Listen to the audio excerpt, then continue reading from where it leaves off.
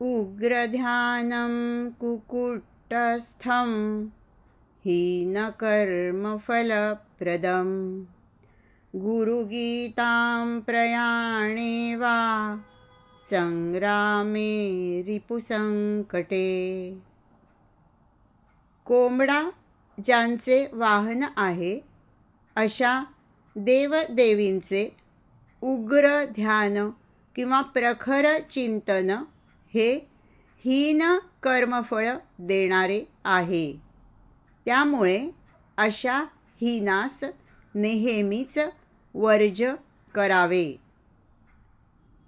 प्रयाणाच्या वेळी म्हणजे कोठेही निघण्यासाठी प्रस्थान ठेवण्याच्या वेळी, प्रवासास निघते वेळी किंवा शत्रूचे संकट उपस्थित झाल्यास श्री गुरुगीतेचा जप केल्याने जय प्राप्त होतो।